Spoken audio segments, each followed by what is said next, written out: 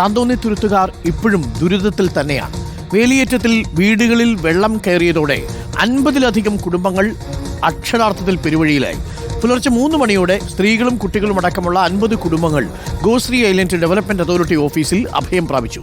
ജിഡ ഓഫീസിൽ കളക്ടറുമായുള്ള ചർച്ചയിൽ കഴിഞ്ഞ മാസം 30-നകം ഔട്ടർ ബണ്ട് നിർമ്മാണം ആരംഭിക്കുമെന്ന ഉറപ്പ് പാഴായതോടെയാണ് തുരുത്ത് നിവാസികൾ ദുരിതത്തിലായത്. ശാശ്വത പരിഹാരമുണ്ടാകും വരെ ജിഡയ്ക്ക് മുന്നിൽ കുത്തിയിരിപ്പ് സമരം നടത്തുകയാണ് തുരുത്ത് നിവാസികൾ. സൈഫുനിസ അലിയാർ ചേരുന്നുണ്ട് അവർക്കൊപ്പം. Saifunisa, good morning once again. ഇന്ന് മനുഷ്യാവകാശ ദിനം കൂടിയാണ്. ഈ താന്തോന്നി തുരുത്തുകാരുടെ അവകാശങ്ങൾ സംരക്ഷിക്കാൻ ആരുമില്ലേ എന്ന ചോദ്യമാണ് മനുഷ്യാവകാശ ദിനത്തിൽ ഉയരുന്നത്.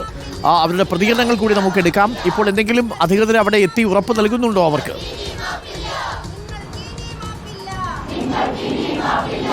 അരുൺകുമാർ, കൊച്ചിയിൽ നഗരം വികസിച്ചപ്പോൾ ഒറ്റപ്പെട്ടു പോയവരാണ് ഇവർ. ഇവരുടെ വീടുകളിൽ 2012 മുതൽ തുടർച്ചയായി വേലിയേറ്റ സമയത്ത് വെള്ളം കയറുന്ന അവസ്ഥയാണ്. ഇന്നലെ രാത്രിയും ഇതുപോലെ വെള്ളം കയറി. കഴിഞ്ഞ കുറച്ച് ദിവസങ്ങളായി വേലിയേറ്റം വളരെ രൂക്ഷമാണ്. വീടുകൾക്കകത്ത് വെള്ളം കയറുന്ന സ്ഥിതിയുണ്ട്. ഇന്നലെ രാത്രി 3 മണിയോടുകൂടി ഇവർ തോണിയിൽ ഈ ജിഡ, ഇവരുടെ വീട്ടിൽ നിന്ന് കാണാവുന്ന ദൂരത്തിലാണ് ജിഡയുടെ ഓഫീസ്. ഈ ഗോശ്രീ ഐലൻഡ്സ് ഡെവലപ്മെന്റ് അതോറിറ്റി ഓഫീസിലേക്ക് ഇവർ സമരവുമായി എത്തിയത്. സമരമല്ലായിരുന്നു അത് ശരിക്കും, അത് അവർ അഭയം തേടി എത്തിയതാണ്. കാരണം കിടക്കാൻ മറ്റു മാർഗവും സ്ഥലവും ഇല്ലാത്തതുകൊണ്ട് കിടക്കാൻ പറ്റുന്ന ഒരു സ്ഥലം എന്ന രീതിയിലാണ് ഇവർ ജിഡയുടെ ഓഫീസിന്റെ മുൻപിൽ വന്ന് പായൊക്കെ വിരിച്ച് അവിടെ കിടന്ന്. പക്ഷേ ഇപ്പോഴാണ് ഇവർ സമരം ആരംഭിച്ചിരിക്കുന്നത്. ഇപ്പോൾ രാവിലെ 9 മണിക്ക് ശേഷം ഇവർ ഇപ്പോൾ ഇവിടെ കുത്തിയിരിപ്പ് സമരം ആരംഭിച്ചിരിക്കുകയാണ്. പ്ലക്കാർഡുകൾ എന്തിയാണ് സമരം ആരംഭിച്ചിരിക്കുന്നത്. അതായത് ജിഡയുടെയും ഒപ്പം തന്നെ കൊച്ചി കോസ്റ്റൽ സോൺ മാനേജ്മെന്റ് അതോറിറ്റിയുടെ ഭാഗത്തു നിന്നും ഇവർക്ക് ഔട്ടർ ബണ്ട് നിർമ്മിക്കുന്നതിൽ വലിയ വീഴ്ച ഉണ്ടാകുന്നു. മിനിറ്റ്സിലടക്കം ആ പ്രശ്നങ്ങൾ പറഞ്ഞുകൊണ്ടാണ് ഇവർ ഇപ്പോൾ സമരം നടത്തുന്നത്. ചേച്ചി, ഈ സമരം തുടരാൻ തന്നെയാണോ തീരുമാനം? സമരം തുടരാൻ തന്നെ തീരുമാനം. ഞങ്ങൾക്ക് ഇതിനൊരു തീരുമാനം ഉണ്ടാവുന്നവരെ ഞങ്ങൾ സമരം തുടരാൻ തന്നെ തീരുമാനം. ഞങ്ങൾ സമരം നിർത്തിപ്പോയാലും ഇപ്പോഴും ഞങ്ങൾ എല്ലാ സ്ഥലത്തും ഇതാകണമുണ്ട്. സമരം തുടർന്ന് തന്നെ ഞങ്ങൾ പോകും.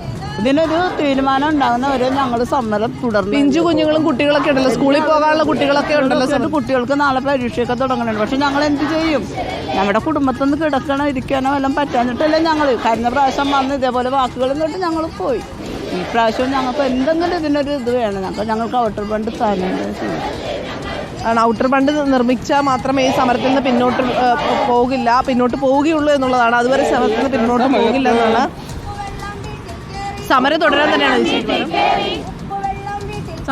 തന്നെയാണ് വീടുകളിലൊക്കെ വെള്ളം കയറി. വെള്ളം കയറിക്കൊണ്ടിരിക്കുകയാണ്. ഇറങ്ങി പോയിട്ടില്ല എപ്പോഴും? ഇല്ല, ഇപ്പൊ കയറിക്കൊണ്ടിരിക്കുകയാണ്. ഇനിയിപ്പോ ഇത് കഴിഞ്ഞാലും നിങ്ങൾക്ക് ഇത് ക്ലീൻ ചെയ്യാൻ കുറെ സമയം വേണ്ടി വരില്ലേ? നല്ല ക്ലീൻ ചെയ്യാൻ വെള്ളമൊക്കെ വേണ്ടേ നമുക്ക്?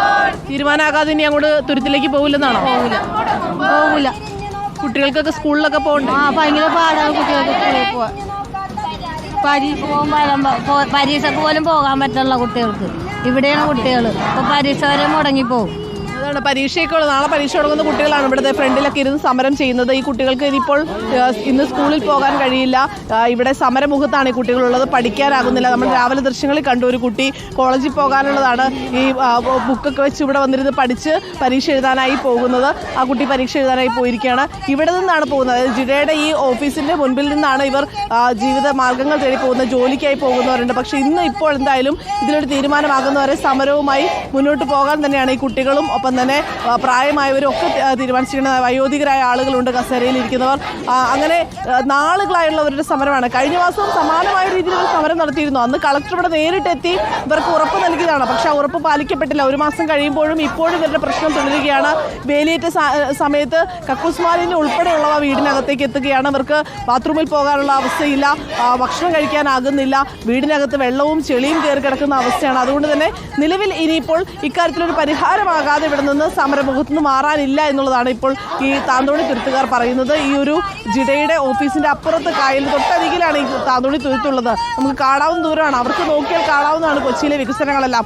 ഈ ഭാഗത്ത് ഫ്ളാറ്റുകൾ പല ഫ്ളാറ്റുകൾ ഉയർന്നപ്പോഴും ഈ വേലിയേറ്റ സമയത്ത് കൂടുതൽ ദുരിതം അനുഭവിക്കുന്നവരാണ്. ഇവരുടെ വീട്ടിലേക്കുള്ള വെള്ളം കയറുന്നത് കൂടിക്കൊണ്ടിരിക്കുകയാണ്. കാരണം ഒരു ഭാഗത്ത് ഈ ഭാഗങ്ങളെല്ലാം നികത്തി ഫ്ളാറ്റുകൾ വരുമ്പോൾ ഇവരുടെ ഭാഗത്തേക്കാണ് കൂടുതൽ വെള്ളം കയറുന്നത്. അങ്ങനെ ഈ വികസനത്തിന്റെ എല്ലാ ദുരിതവും അനുഭവിക്കുന്ന കൂട്ടരാണ് ഇവർ. ഈ എന്തായാലും ഈ സമരമുഖത്ത് നിന്ന് ഇതിൽ പരിഹാരമാകാതെ പിന്നോട്ടില്ല എന്ന തീരുമാനത്തിലാണ്. പക്ഷേ കളക്ടർ ഇപ്പോഴും ഇവരെ വന്ന് കാണുമെന്നുള്ളൊരു ഉറപ്പൊന്നും ലഭിച്ചിട്ടില്ല. ഇന്ന് കളക്ടർ വരാനുള്ള സാധ്യത കുറവാണെന്നാണ് അറിയുന്നത്. എന്തായാലും ഈ ദുരിതം പലതവണ കണ്ടിട്ടും ഒരു തരത്തിലുള്ള ഒരു അധികാരികളുടെ ഭാഗത്ത് നിന്ന് ഒരു തരത്തിലുള്ള ഒരു ഗുണപരമായ അല്ലെങ്കിൽ ഇവർക്ക് അനുകൂലമായ ഒരു സമീപനം ഉണ്ടാകുന്നില്ല എന്നുള്ളതാണ് ഇവരുടെ വിഷമം. അരുൺകുമാർ, ഓക്കെ, പ്രതികരണങ്ങൾ നിന്ന് പ്രേക്ഷകർക്ക് മനസ്സിലാവുന്നു. ആ പ്ലക്കാർഡുകളിൽ എഴുതിയിരിക്കുന്നത് ഒന്നുകൂടി ഒന്ന് വായിക്കൂ സൈഫു. പലരുടെയും പ്ലക്കാർഡുകളിൽ എഴുതിയിരിക്കുന്നത് അരുൺകുമാർ, ഇവരുടെ പ്ലക്കാർഡുകളിലുള്ളത് വർഷങ്ങളായി ഉപ്പുവെള്ളം കയറി കിടപ്പാടം നശിച്ച് സമ്പാദിച്ചതെല്ലാം നഷ്ടപ്പെടുന്ന ഒരു ജനതയുടെ മുറവിളിയാണ് എന്നാണ്. ഒപ്പം തന്നെ കണ്ടൽക്കാടുകൾ പെരുപ്പിച്ച് കാണിച്ച് പദ്ധതി അട്ടിമറിക്കാനുള്ള ശ്രമം ഒഴിവാക്കണം, അവസാനിപ്പിക്കണം. ഞങ്ങൾ മനുഷ്യരാണ്, ജീവന് ഭീഷണിയില്ലാതെ ജീവിക്കാൻ നീതി നടപ്പിലാക്കുക എന്നാണ് ഇവർ ആവശ്യപ്പെടുന്നത്. ഒപ്പം തന്നെ മനുഷ്യജീവൻ മാനദണ്ഡമാക്കി KCCDMA പദ്ധതിക്ക് അനുമതി നൽകുക എന്നുള്ളതാണ്. അതായത് കൊച്ചി കോസ്റ്റൽ സോൺ മാനേജ്മെന്റ് അതോറിറ്റിയും ജിഡയും തമ്മിലുള്ള കള്ളക്കളി അവസാനിപ്പിച്ച് വ്യക്തമായ വിശദീകരണം കൊടുക്കുക. ഔട്ടർ ബണ്ട് നിർമ്മാണം ഉടൻ ആരംഭിക്കണമെന്നാണ് ഇവർ ആവശ്യപ്പെടുന്നത്. അരുൺ, ഓക്കെ, സൈഫു ന്യൂസയാണ് വിവരങ്ങൾ നൽകുന്നത്.